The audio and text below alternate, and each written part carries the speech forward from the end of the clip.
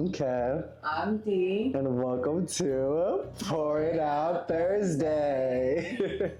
All right, girl, how was your week?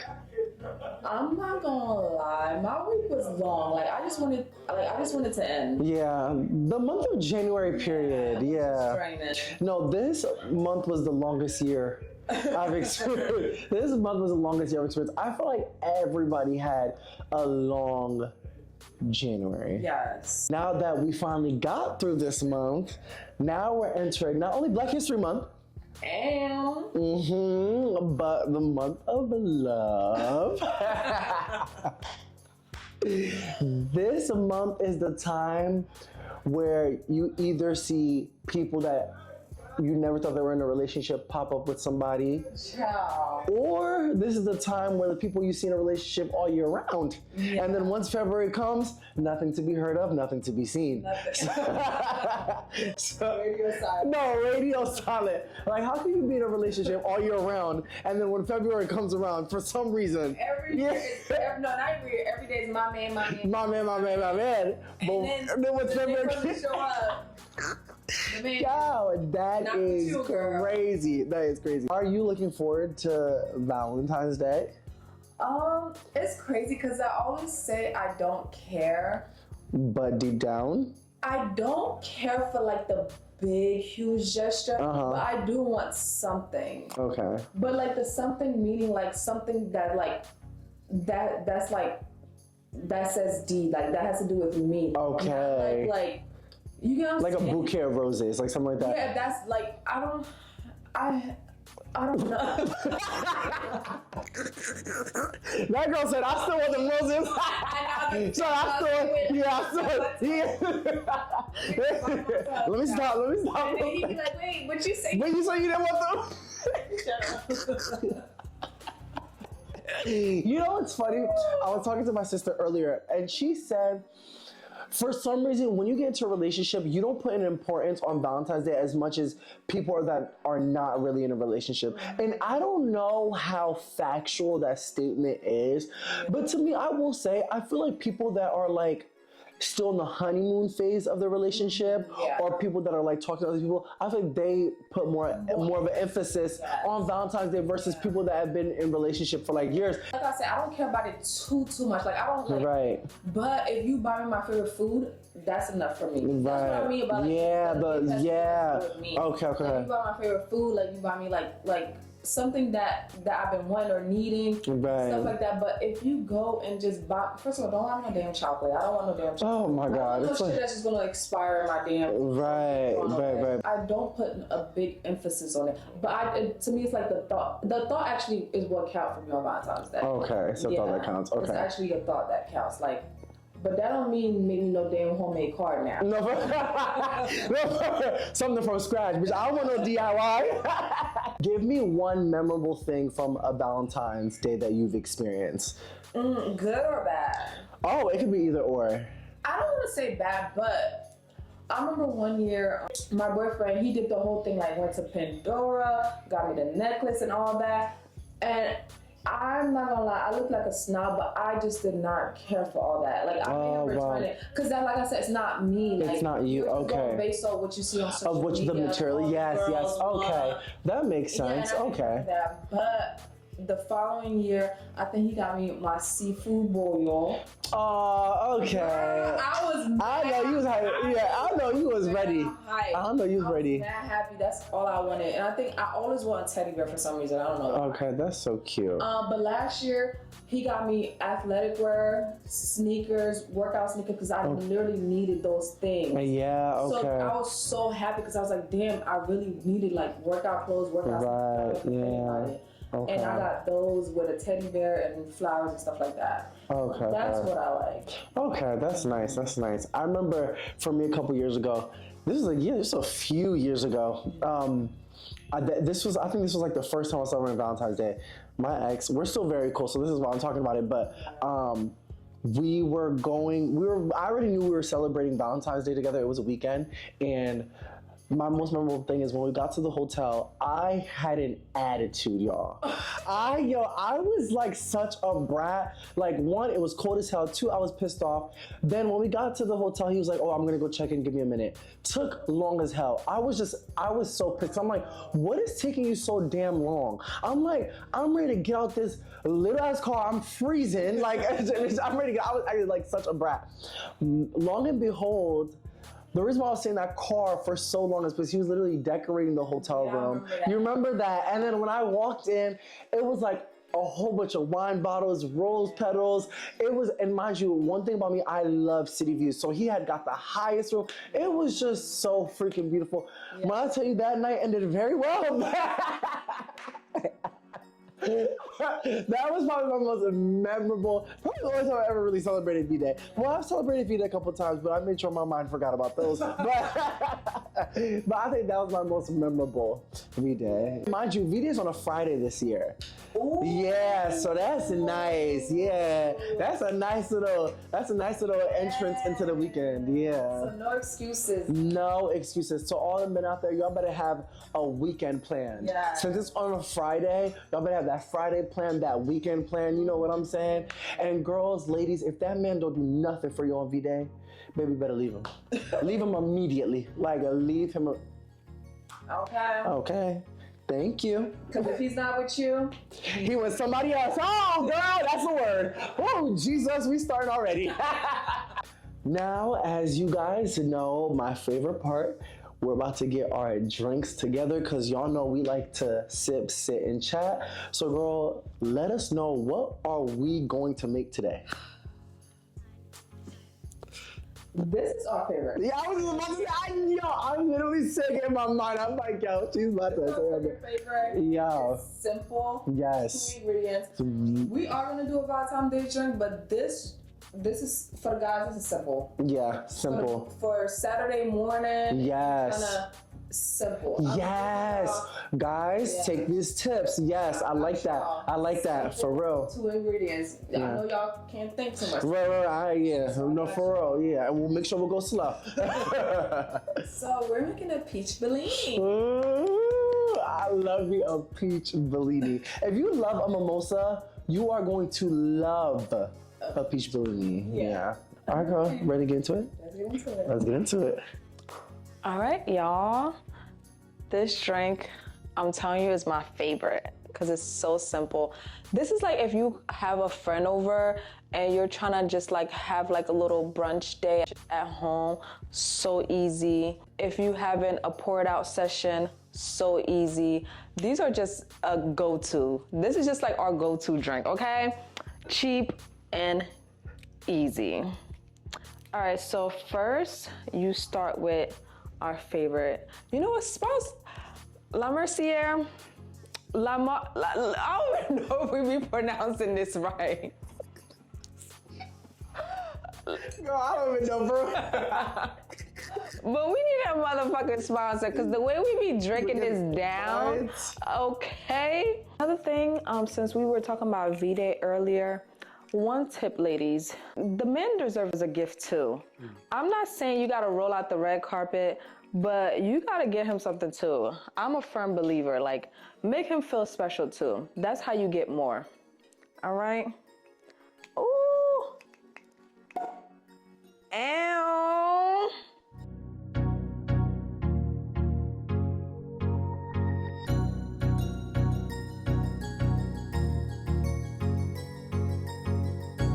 I use peach nectar.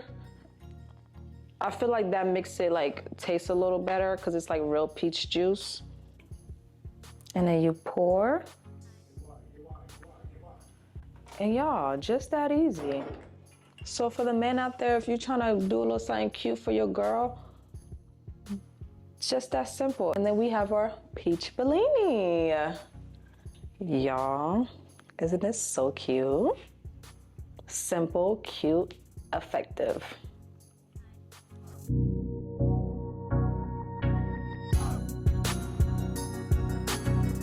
Cheers.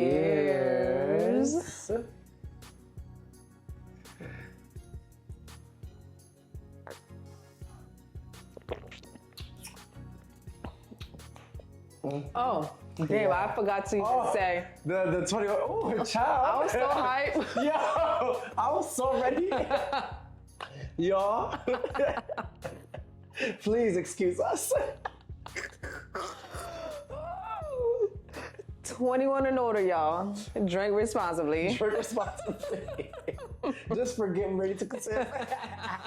It has been a minute since we've had a peach Bellini.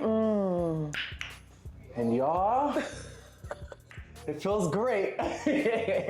Y'all, since we got our drinks, Yes. now it's time to sit, and pour it out. Okay.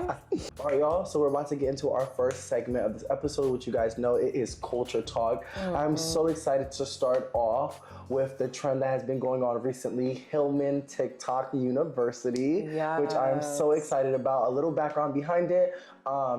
There was a professor by the name of Dr. Barlow. A part of her syllabus, what she would do is use TikTok as a platform for her students to be able to go where they would be able to find teachings, anything related to the courses that she was teaching. So a lot of professors started seeing this, so they decided to kind of copy the same kind of style that she was doing. And with that being said, a lot of professors started collaborating together to create this Hillman TikTok University, where there's a multitude of professors of color that are teaching a variety of courses. This could be Africana Studies, beauty, fashion, political science, medical, health, wellness. I'm telling you, a multitude of things. So I feel like this is just such a great idea because it's literally like the wealth of knowledge for free. For free. Literally for free. Yeah. So I think it's so amazing. What you can do is you can go on their app page, which I believe it's Hillman.University on TikTok. I'll definitely put it below. And they also have a website as well where you can find the 2025 course catalog, where it has a catalog of all the courses that they're offering. And what you'll do is, whichever course that you find that favors or that catches your eye, what you'll do is you'll go in the description. They'll have an ad for the professors that's teaching that specific course. You'll be able to follow them on their specific TikTok or social media platforms. And every professor has their own way of running their course. So what you'll do is you'll just follow that specific professor, whether it's through TikTok or whether it's through Google Docs that they're providing information from, whichever way it is. But I think it's so exciting. I mean, we both have already signed up for classes as well. So we're getting ready to be students again. I love this because like, it's easier. Sometimes it's just better when you're being taught by somebody that looks like you, especially like on a topic that you're interested in. Because then you're like, wow, like sometimes you just like mesmerized because it's like, wow, it's another one of me that like so knowledgeable and educated in this subject. And like it makes you want to learn more. Another thing, the reason why I like this too, because it's so many different subjects. So many, So it's like whatever you're into. If you're trying to learn something new, like if you're trying to, pivot into a new field. Having a professor that's giving you the course for free. So they go on more in depth into things. So it's like you're literally in class. Yeah, you're literally in class. Yes. But if it's just a simple app that you're trying to learn or just, a skill that you're trying to learn, I think it's a great source as well. So we're definitely excited to be students again. So shout out to Dr. Barlow for creating such a movement that we feel like will be very strong for our community. I love it. So going into our next topic, which I feel like it will lead right into it.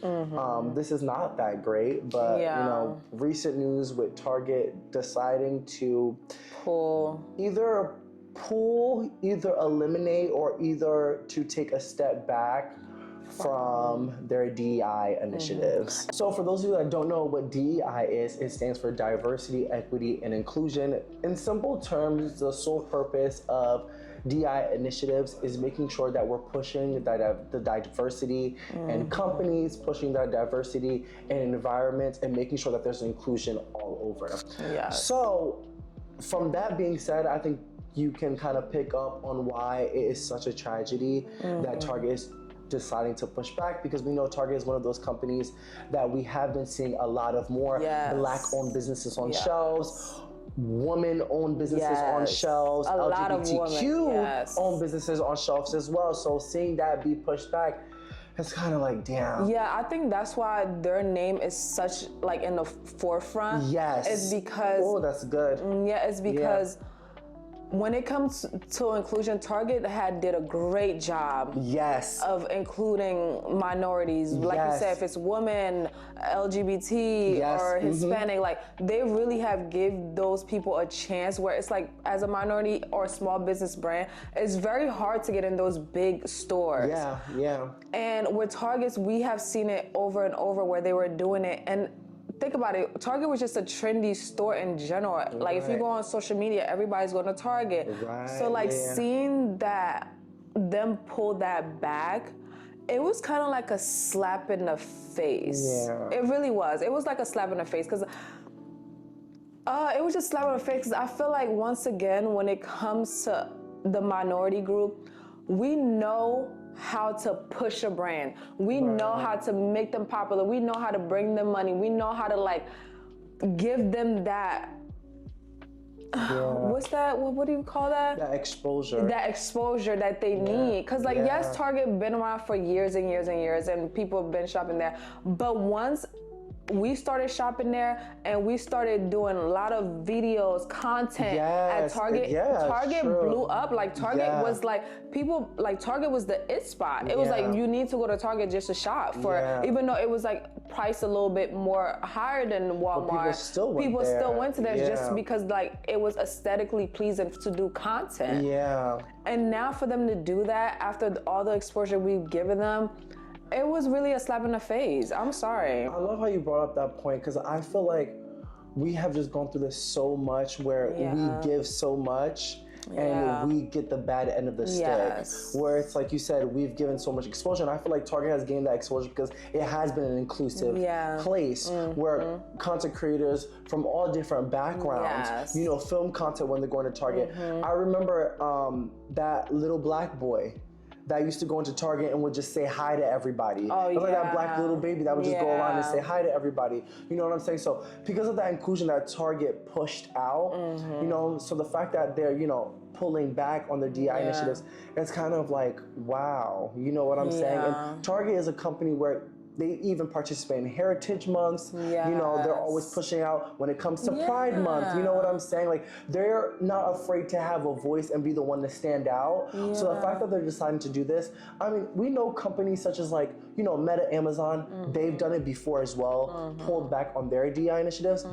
But to see Target follow behind it, it's just kind of like, it's like it sucks. And that's why you know? I wish like I could like we could talk to somebody that works at like at the top. Yes. Because I really want to know like what. Why? Yes. Like is it like you're pulling it back because it's like, oh, we just don't need the name, but we're still gonna continue with what we've been doing? Right. Or is it like what it's the signal it's giving everybody? Is that what it is? Like I wish like I just knew, but just doing it in general, it's like why? Because like a lot of small business, it's very hard to get in those stores. So and that was literally the why they have these programs. Right, yeah. So I just don't know. And to me, I feel like when we receive news like this, I wish, like you said, there's somebody that has been in those rooms, that have been a part of those conversations to really explain to us, okay, what are the next steps? So does that mean all Black-owned businesses that had those shelves, or the placement that they received, is it gonna just be completely moved? Like,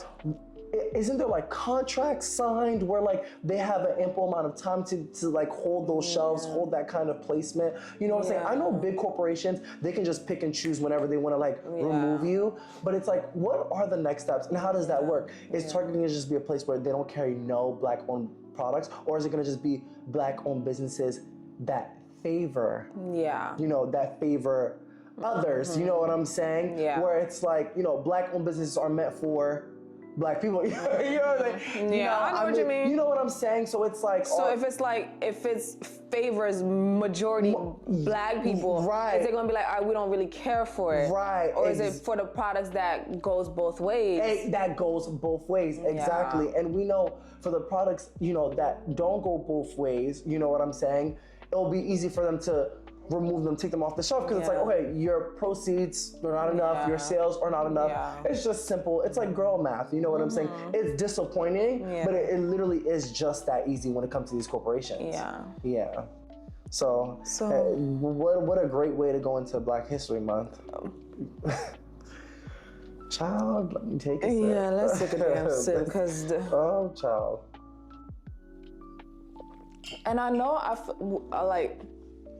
those that's been watching us, I know like for the last couple of episodes, it feels like we've been like so serious. But the thing is, like with us, we want to stay true to who we are. And a lot of these things that's been happening does affect us. You took the words right out of my mouth. I was literally So it's like we don't want to just like push it in the back burner just because it might not favor this one audience, but it's like it speaks to us, so we are gonna talk about it. So I'm sorry if it's like been so like it's been serious. Like I'm sorry, because I know it's like I don't want to keep watching the and it's always like a serious tone. But this month alone, like you said, it felt like a year. It felt like you're right. And these things have been affecting us. We are Black. We are foreign. We are a minority. So unfortunately, a lot of things that's been happening lately does specifically affect us. And I love how you brought that point up, because a lot of people will think, okay, if it doesn't affect you individually, you personally, it doesn't affect your everyday life, then it doesn't matter. But that's not the case. I feel like for us, when it affects the groups that we're a part of, in our community, it does, in our community, it does hit us personally. And these are things that we do have to talk about and voice about, because I feel like when we don't have knowledge of certain things that are happening, that's when we can be easily manipulated. So I think it's like, although we want to be like fun and all, but there are times, girl, we gotta really sit down. We gotta pour be this grown. out. We gotta be grown and pour this out real quick. To segue into the next topic, we will be talking about ICE. In America, with everything, there's laws, there's protocols, there's steps that we have to obey by. And lately, and we've been seeing it in the news, so it's not just, we're not just going by he said, she said. They haven't been following protocol. It's just that simple. They've been going to establishments with no warrants, walking in, grabbing people, interrogating them with no probable cause. They even try to go to a school. Like, come on, y'all. Like, you can't, I'm sorry, I'm gonna say, you can't be that racist. Like, it's a school. Like, they're kids. Like, what's your angle? I'm so passionate about this topic because I have been affected by the whole immigration process. My father, like not a couple years, I'll say a decade back, was deported. Was my father illegal? No. Was he here legally? Yes. But let's speak about it. Not everybody that works in immigration is for the people. Just like not everybody that are police officer are for the people or for that community. They just have that badge to have that power, but they're not really for the people. So yes, my dad one day went to immigration because back in the day, when you first become a green card holder, if those don't know, Google it. I don't want to go into details about what a green card is, but you basically a permanent resident in the US. He went to go, back then, you have to go every couple years to go renew it.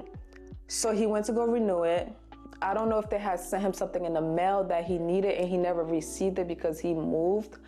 And when he went, they had him in handcuffs. They put him in immigration jail. Mind you, I was in elementary school. And then what happened? My father was deported.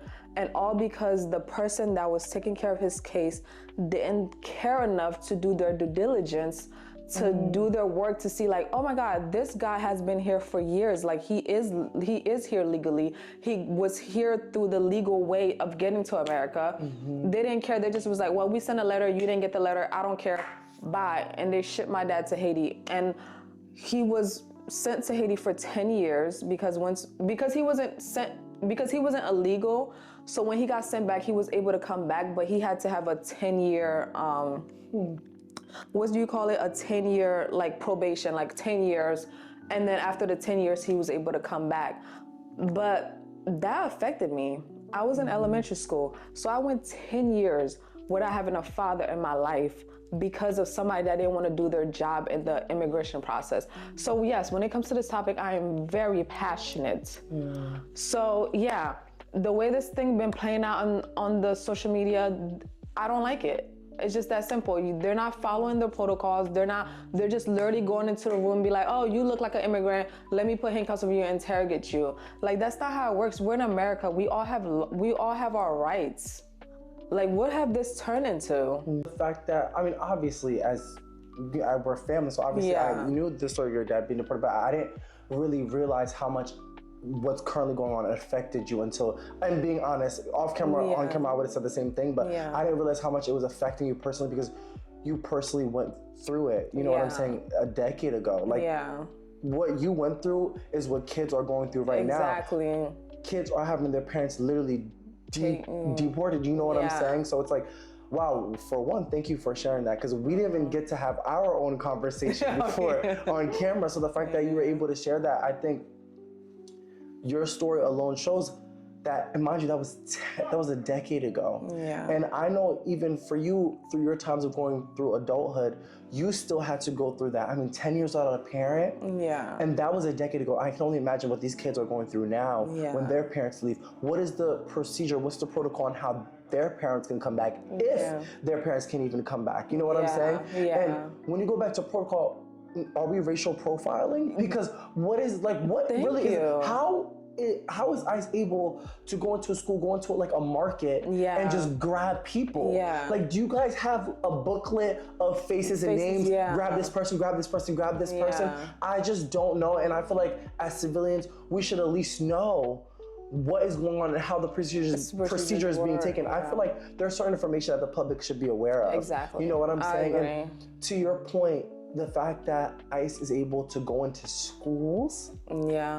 Attempted. The principal didn't allow it. Right. But the attempt is just ridiculous. It's insane. It's insane what they're doing. You know what I'm saying? And in fact, I really cannot believe we're experiencing this in real life because for me, for example, around where I live is predominantly Latinos, predominantly Hispanics. And I have seen a huge difference within these past couple weeks. You know what I'm saying? The quantity of people in stores and the markets, the places that we go to has decreased tremendously. I even have peers that work in the school system where they have said like the kids' attendance has dropped down. And it can be a case scenario of parents scared to send their kids because they don't want their kids to be taken away or they don't want their kids to go to school and not have a parent to come back home to. You know what I'm saying? Like, this is real life and it's just so crazy that we're actually really experiencing this in real time. Growing up with parents from a different country, immigrants, it really does hit, it literally really hits home. That's what I'm saying. It literally hits different. It really hits home. Like, we're from families where we have to literally ask our members, like, are you good? Like, do you have the documents that are needed, you know, just to be aware? Like, is everything that you have is in order? You know, so the fact that we have to have these sensitive conversations is crazy. Like, is when it comes to immigrants, I know for my family specifically, when it comes to police officers and all that stuff and anything like with people with authority, they get very timid and they don't know their rights. They don't know how to stand up for themselves. I just knew you was about to say something good. So it's like, they are shit scared because even if they do have that paper that say like, oh yeah, you're still good to stay here because you're under this, they're still scared because it's like, they don't know how to go against somebody with power. Like, it's like, and then even if they try to, they don't have the funds to get a immigration lawyer to like help them fight this. Like, y'all, like, not everybody that's here is bad. People are literally here trying to, like, just like when all them back in the day when they came from Europe to here to get a better life, to get away from Parliament and all that, it's the same thing. People are just trying to get better life. Yeah. And I understand they're trying to say like, oh, they're trying to get the bad guy, but it's like, how are you picking out the bad guy? Because if the bad guy's been here the whole time, why didn't you been pick them out? ICE been a program. Right. They've been a program. They've been here. Right. People get deported all the time. So why is it all of a sudden now it's like, oh, we need to get the bad guys off the Why street? is such a heavy push? Yeah, if y'all been knew who the bad guys were, and they were illegal, quote unquote, you could have been pulled them out. Right. So that's the part I'm kind of confused about. And to me, I just feel like this whole bad guys is just a poster. It's just a poster because when we really think about it, I know we talked about this episodes before where Trump is putting, I do not like bringing up this man, but we have to in some conversations, where he's putting a pause on applications for refugees. Yes. A 90-day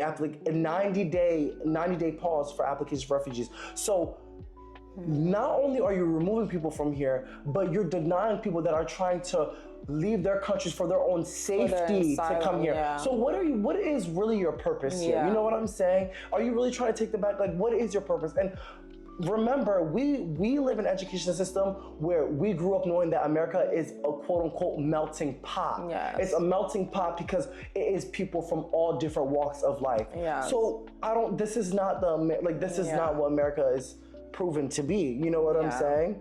I mean, you can tell by what we've been talking about in the entirety of this episode alone. You know what I'm saying? Yeah. I understand, like, it's been a lot of illegal immigrants coming here. I understand y'all trying to get the bad guys out. That part, I'm not saying that, but it's just, I don't feel like that's the agenda right here, right now. Yes. And I don't feel like that's what's happening. And I just feel like America as a whole, we have so much going on in our own backyard that we need to worry about. Freaking groceries is at an all-time high. Rent is at an all-time high. Gas is at an all-time high. Oh my gosh. Everybody's in so much debt. It's like we got so much of a real shit going on. Can we focus on that? Can we focus on freaking healthcare? Can we focus on a real shit that's gonna really affect us on the everyday? Yeah. Like, can we be for real? Yeah. That's my thing. Like, can we be for real? Go down on certain neighborhoods, it's nothing but tents of freaking people in poverty, begging. Can we fix that? Like, can we really focus on the real things that's really happening in this country instead of worrying about freaking kids at school that might not be here legally, not illegally? Like, this is crazy. This is crazy. The amount of resources that I know that is going to waste when it comes to these executive orders, it's absolutely insane. Yeah, it really is insane. Yeah. I'm not gonna lie, there is just so much more that we have. There's a World War III coming, and we're worried about trying to remove so many people. It's like, it's insane. We might need them. No, we don't, for real. When it comes to the Latino community, that's what I give them props for. They don't care what it is. Yes. They are going to work. And one thing about minorities, when they come here and they trying to better life for their stuff and their kids, they're gonna do what they gotta do. Like my boyfriend, he owns an auto body. Damn near 95% is all minorities. Yeah. And they come to work and they work hard and they're dedicated and their work ethic is phenomenal. Their work ethic is crazy. And who's gonna do all that work? Nobody. Because the thing about the people that grew up here, they think they too good to do certain jobs. Exactly. Let's be for real. Even when it comes to factory jobs, we have Train, we have Amazon. Like, even when it comes to those type of warehouse jobs, all minorities. The blue collar, it's all minorities. Who is going to do those jobs? Farmers. This one farmer was in the news. He said 50% of his workers are undocumented workers. Wow. So imagine when you remove. And he literally said, it was literally in the news, he said, if they were to take all of his undocumented workers, then literally America as a whole would there'll be no food for us. He literally said it because he said all the farmers, because he's like a big farmer, not like he's the farmer that literally sends to all the big stores and everything. He said all of them, they all have undocumented workers. He's like, that's literally how we get things done, because they're the one that's willing to do the work. Right. So when you remove them out of the equation, what happens? And that's what I'm saying. Not all of them are bad. Some of them literally wake up, go to 9 to 5, work. Some not even 9 to 5. They really work like 10, 12-hour shifts. Let's be for real. Yeah. Do the dirty jobs, and they don't complain. and they're gonna be your most consistent workers. Okay, they're gonna show up for the shift because they need that. They need that. Yeah. So very let's true. not act like every person that's illegal here is a bad person. Right. Yes. That's the stigma I don't like. Yes. All right, y'all. I'm sorry, y'all. I had to stick up for y'all, my people. Yeah. Okay. For real. As we are going into our next segment of this episode, which is our mental health check-ins. Yes. For today's topic, we are going to be talking about the spirit of comparison. Yes. And I feel like as adults, I feel like we have grasped that spirit of comparison so much more versus when we were teenagers versus when we were kids. Mm-hmm. This is such a great topic because literally, Fa doesn't even know it, but when I called you, I think it was yesterday I called you. I think it was yesterday or the day before I had called you and I told you, I was like, girl, I just needed to talk. Because I was like, I just needed the words of encouragement. Yeah. And I feel like lately, especially lately through this season, the spirit of comparison has been hitting me a lot, where I'm continuously comparing myself to my peers, continuously comparing myself to social media, what I see in my timeline. And I think one thing that I feel like God spoke to me and told me, it just clicked in my mind that certain wins that you have in your life are big wins. But when you compare them to other people, then you will believe that they're small wins. But they're not actually small wins. It's because you're comparing. Yes. And I really had to remind myself, and I said, the wins that I have been receiving lately, they're not small wins. Yes. It's just the comparison that I'm giving towards another person that I probably know nothing about. I probably don't even know how they got to where they got to. So don't allow that comparison to make you believe that what you accomplish is small, because it's not. It's not. So it's always important to make sure that you're staying focused on your own lane. I feel like especially I feel like this is I like how you brought up the point, because I remember I told Fa, I was like, when it comes to comparison, I feel like when you're in your stages of your 20s and your 30s, you're constantly comparing. Like, I believe a couple years ago, it was your 20s. Now, it's delved into 30s, you know? And I remember you brought up and you said, this is a thing you're gonna live with for the rest of your life. When you go into your 40s, when you go into your 50s, when you go into your 60s, you're going to always deal with it. It's so crazy because like we've talked about this so many times. So many times. But I feel like it's different from me telling you about it and not and girl, like I'm about to it's different jump out from of me this chair. telling you about it and that's gonna happen and not to let it bother you and not to let it affect you then when it's actually happening. Oh, girl, you about to make me start running. Yeah, because I'm like I feel telling like you. we talked about it so many times, Talked about it but I so feel like many because times. you weren't going through it, you always used to just be like, Oh yeah, my gosh, this is good. This you used to always just good. agree with me, but because you're going through it, it's like you're like, wait, I actually gotta put in the work and like actually like, you know, do the work to like believe in myself that, you know, what I'm doing is enough. And it's so funny it's so funny when you say that, because I always think back to this whenever I go to Fa. She always says, I can sit here and give you all the advice that you need, but there are just certain things you just have to go through. You just have to go through it for you to understand it. She has literally, so the fact that you have said it just clicked in my mind, where it's like, we've had conversations about this so many times. But until you experience it and you build that tough skin where you really have to tell yourself, you really have to teach yourself, that's when you start understanding. Wow, girl, that's good. I'm sorry, y'all. But that was good. I'm sorry. No. It clicked. That's like, girl, I'm ready to get up from this seat. Yeah, it clicks. No, it clicks. because it's like, when I talk to my younger cousins, it's like I wish I could just like take the experience away from them, because like as the older one, because I've been through it and I know how challenging it could be, and I know how like you could derail from it so easily. I'd be like, oh my God, like, all right, I just need to like, I just want to take the pain away. Like, I just want to take it away, because I'm like, I've been through it. So it's like, it's different speaking from the person that already went through it. And then the person that's going through it, it's like, all right, like, girl, you saying it, but like, I don't know how to do it. So it's like, I be hating to watch them go through that. But like, y'all, I feel like everybody has experiences. I've experienced it. literally my whole early 20s. That's all I used to do. I used to be like, oh my God, like being that I was a person that had to like figure things out by themselves at an early age, at like the age of 19, like figuring out life by themselves with like no help. So like there's a lot of things I went through and I experienced. So like because I didn't have the support, so it's like it was just like my boyfriend and I just figuring life by ourselves.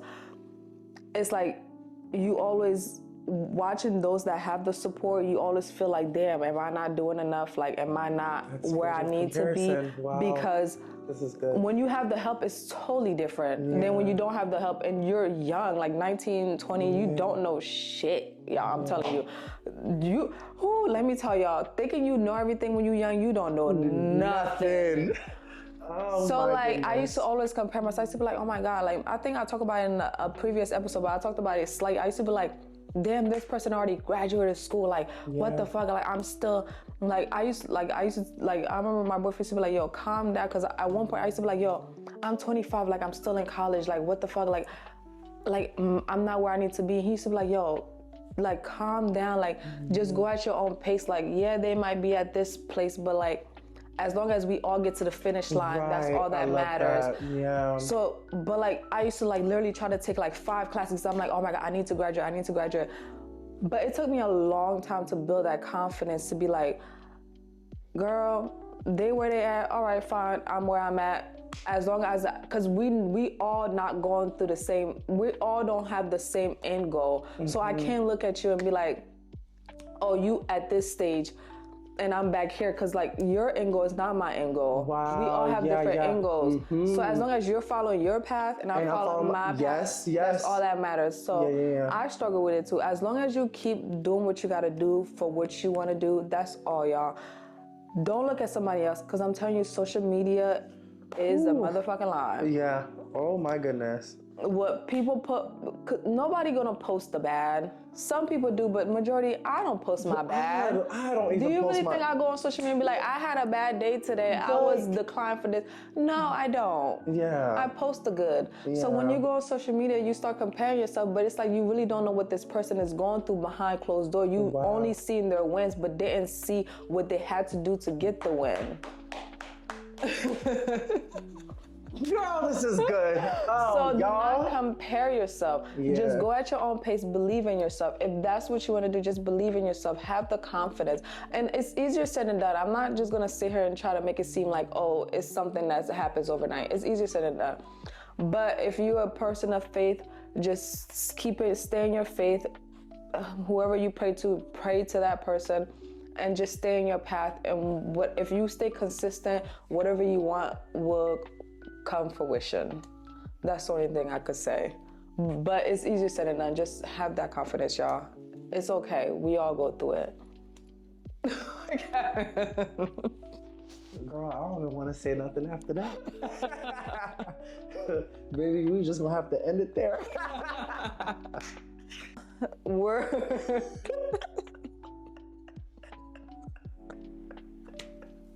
Song of the week. Oh my gosh. All right, so this is the part where we tell each other a song of the week. For me, this is my song of the week only because that song literally got me through the gym. So like every song that came on, it was pissing me off. I was like, next. It was like, but then when this song came out, I was like, all right, I could vibe to this, because like I could do my little 2-step on the side, and then. But it's Fast Wine by Michelle Montana, I don't know. But it's a Caribbean song. Yeah, if you're Caribbean. You'll know it. Yeah, you'll know it. Yeah, you know but it. But if it comes on, you know you do a little fast wine. But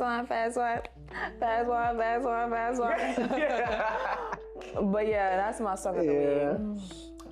Similar to my song of the week is by the one and only Queen Nicki. Yes. I'm a boss ass bitch.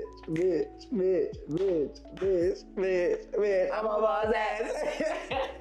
That's my song. Old Nicki is the best. Old Nicki, mixtape Nicki. Yes. Yo, I am telling you. We are. Oh, When we go out, when we go, it's the night don't end until we play Old Nikki. when we play Old Nikki, you know we outside. Yes. No, we really, and you know we about to have a motherfucking ball. We about to have a ball. We have a whole karaoke section. A whole karaoke section. Let me tell you. No, when I play Boss Ass a Bitch in the gym, let it be leg day. That's what I was about to say. Let it lift it something heavy, you doing something. I'm like, bitch, let's get this workout in real quick. Yeah, that has been my song of the week. Yeah. All right, y'all. This is it for this episode. I hope you guys enjoy it. Don't forget to catch us every Thursday. We post every Thursday. And also don't forget to comment, like, and subscribe. Please don't forget to comment. We love to talk and engage with you guys. Yes, please. Yeah. But thank you for watching another episode of Pour It Out Thursday.